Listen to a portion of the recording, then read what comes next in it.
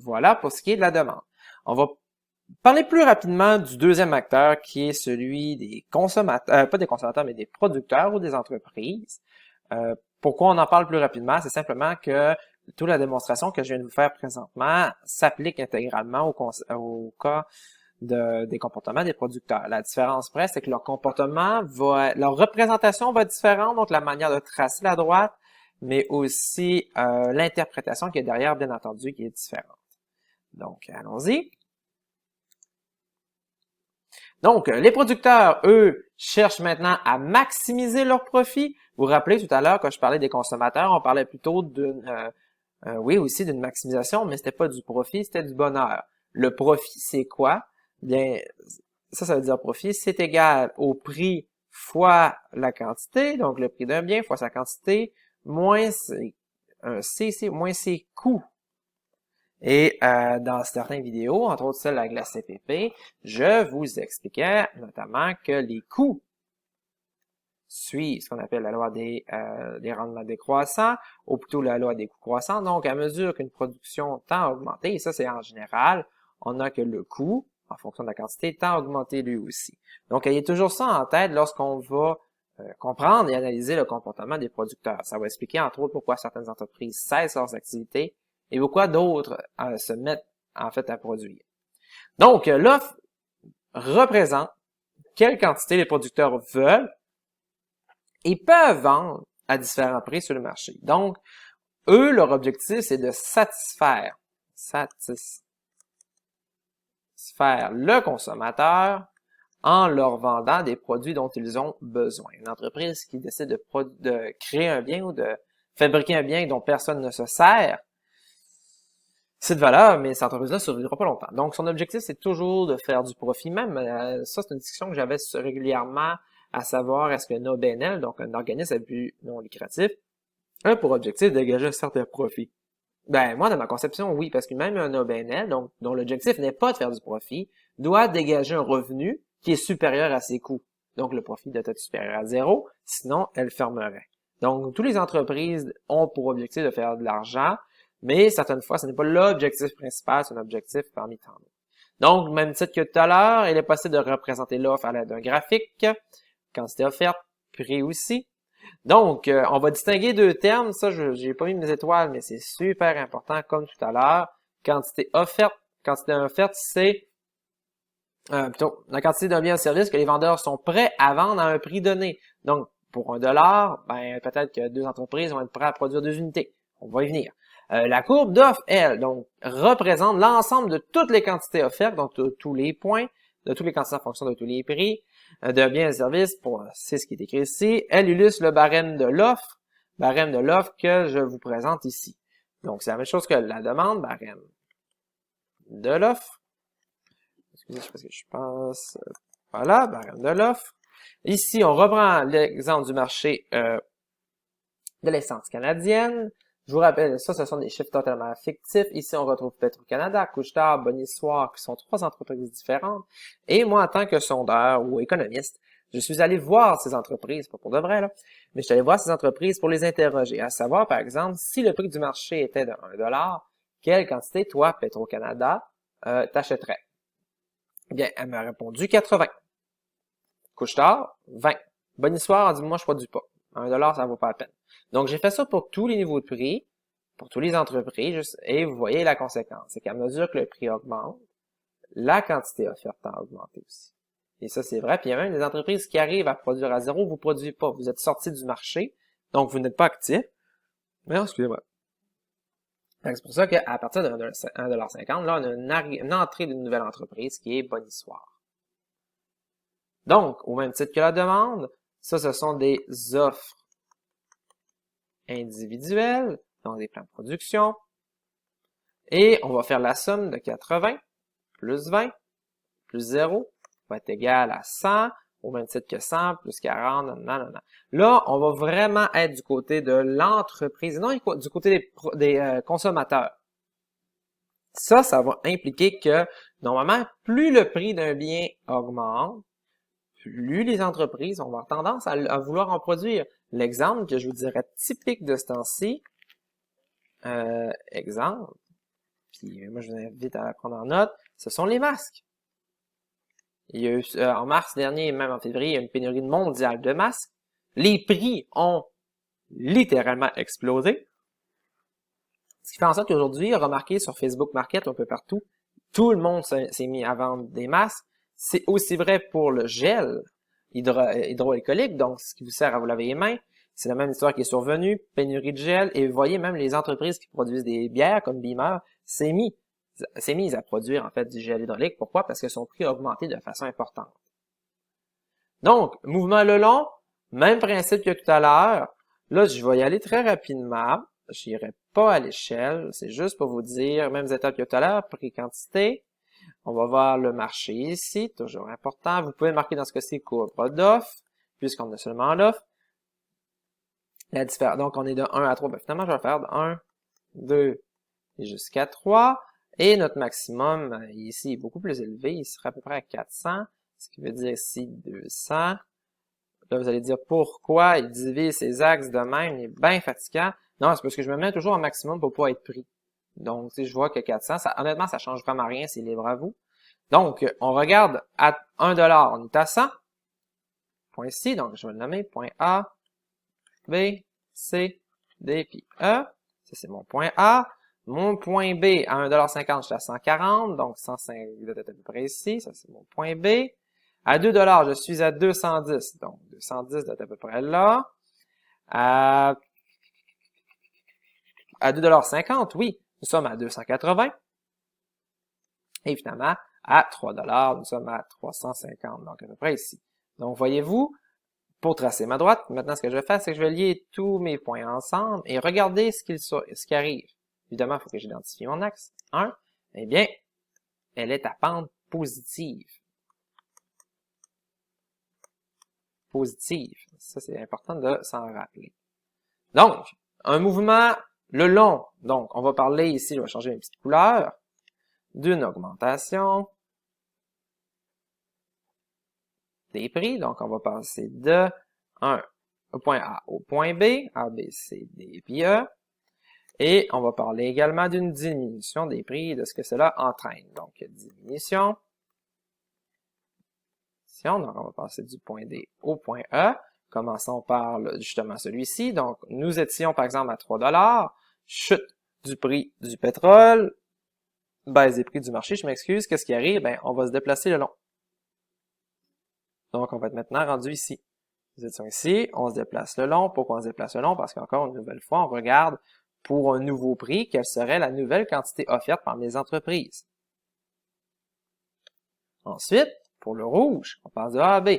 Donc, à 1$, je crois qu'il y avait une seule entreprise qui produisait. Non, on avait Couche-Tard aussi.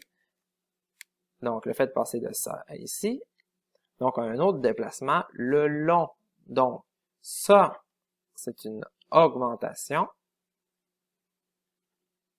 Et ici, je vous rappelle qu'on regarde une augmentation de la quantité offerte.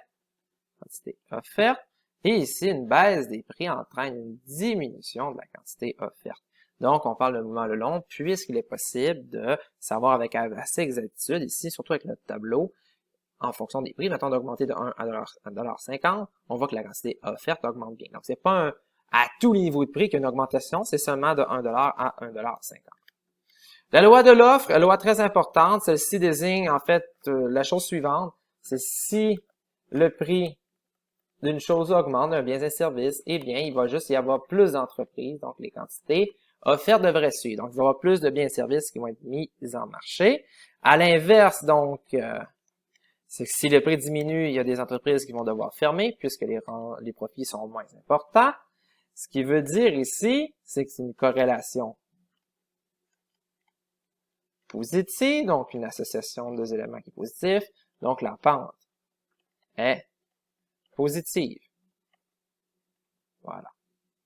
Pourquoi la droite est-elle positive? Bien, pour le déterminer, il suffit d'avoir en mémoire la chose suivante. Eh bien, le profit d'une entreprise, donc son revenu, est égal au prix fois la quantité moins une certaine fonction de coût. Rappelez-vous, là, je fais une petite parenthèse, l'analyse coût-bénéfice. Donc, si ça, c'est mes revenus, prix fois quantité, mettons, je vends 2$ un produit 3 fois, mais que son coût de production, ça c'est un coût, c'est OU, en fonction de la quantité.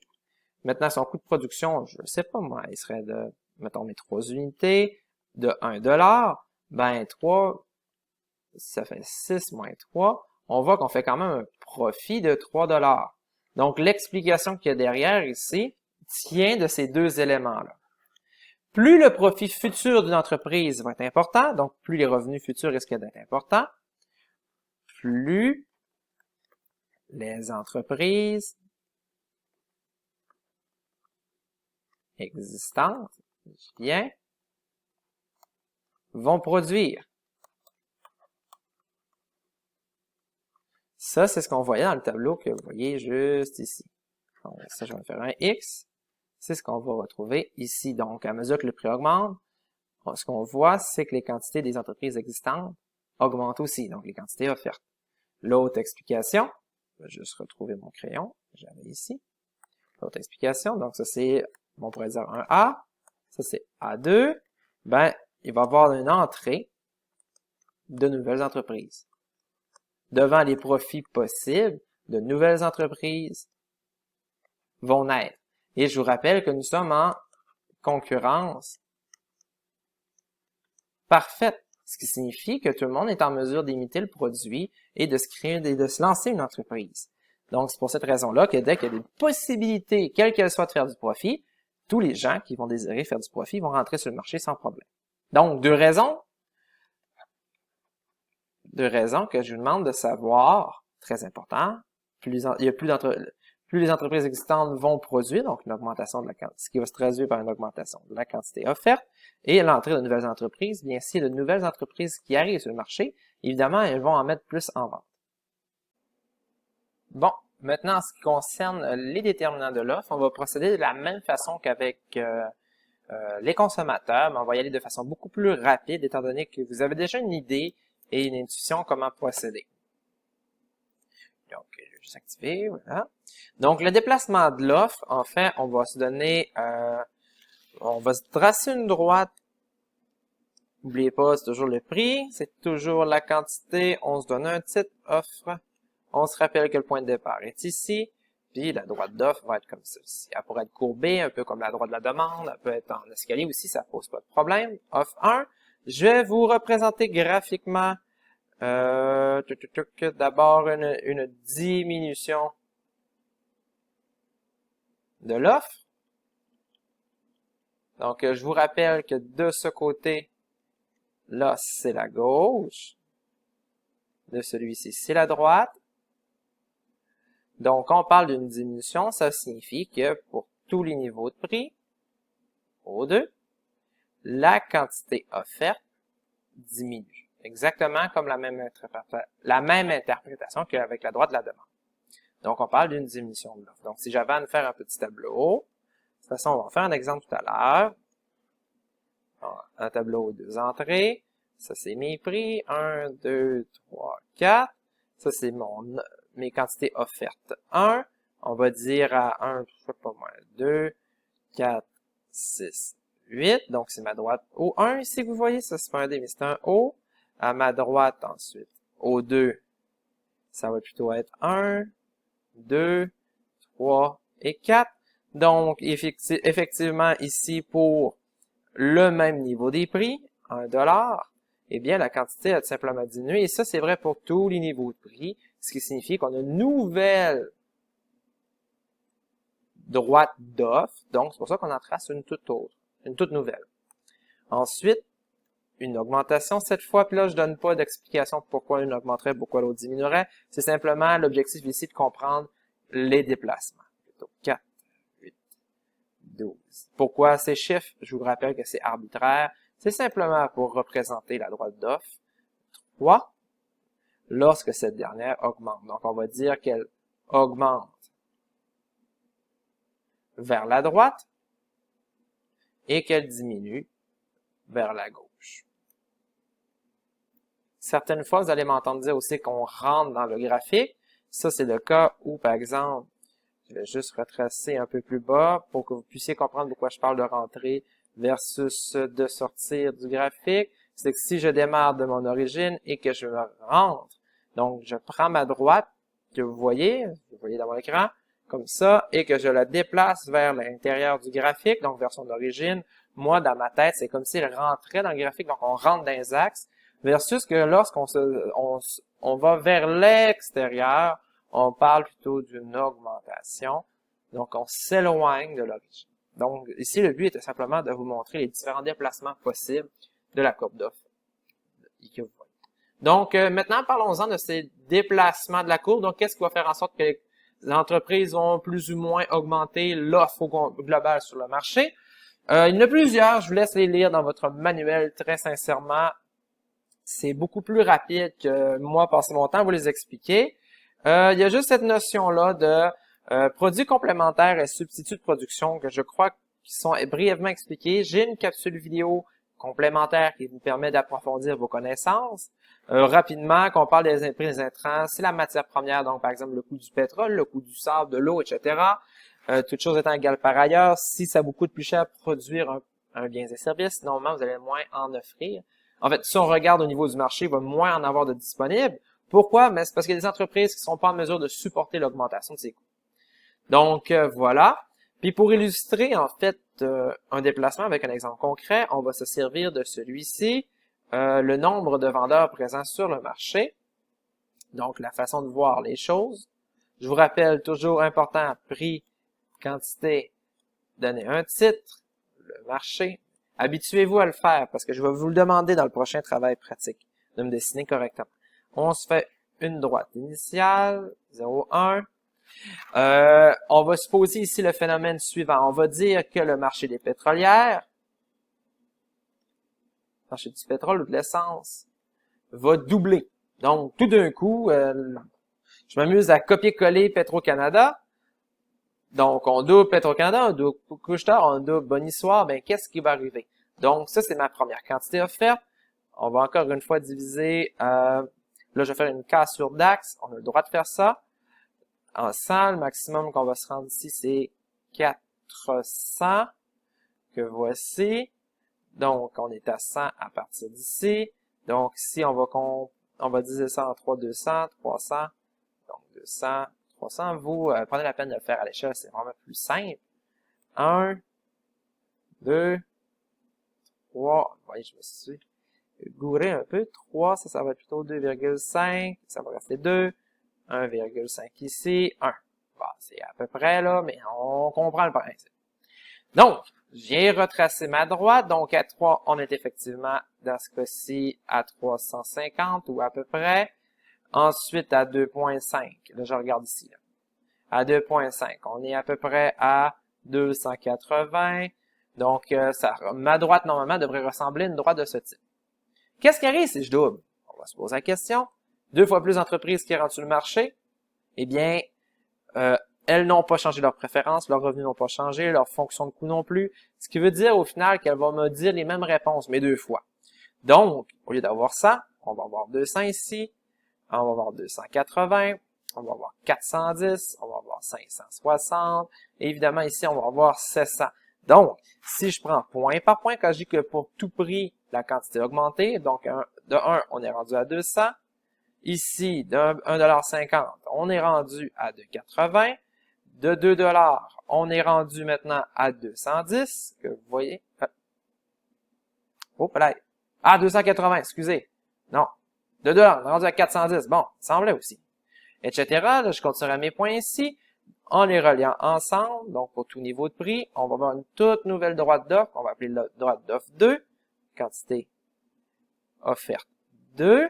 Parce qu'elle lie les points entre les deux. Donc, c'est pour ça qu'on va dire qu'à chaque niveau de prix, donc à tous les niveaux de prix, il y a un point qui est différent pour au final obtenir une deuxième droite d'offre. Donc, c'est un exemple vraiment rapide, simple. Pour ceux qui ne comprennent pas pourquoi on vient qu'à doubler, eh bien, je vais juste remonter à ce que nous avions ici. Moi, ce que j'ai fait, c'est que j'ai juste pris ce tableau et j'ai dit, bon, ben, au lieu d'avoir 80 plus 20, juste le faire apparaître, on va maintenant avoir le double. Donc, on va avoir une autre entreprise qui va faire 80. Donc, je la divise. Pas je la divise, mais je fais comme le doublé. 80, 20. Pourquoi je le double? Parce que j'ai dit qu'on allait avoir 2 fois plus d'entreprises. Donc, 80, 80, ça fait 160. 160 plus 40, va effectivement nous donner, dans ce cas-ci, 200.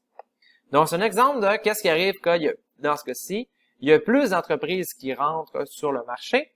Plus d'entreprises sur le marché, une offre plus généreuse, donc plus de produits disponibles, et ça, peu importe le niveau de prix. Prochaine capsule vidéo, l'équilibre de marché. Cette fois-ci, je prends le temps avec vous de tracer, de revoir encore comment est-ce qu'on trace. Vous savez, je me répète beaucoup sur comment faire la procédure, mais j'y tiens, c'est vraiment important. Donc voilà, à la prochaine capsule vidéo. C'était Jean-Philippe, votre professeur d'économie.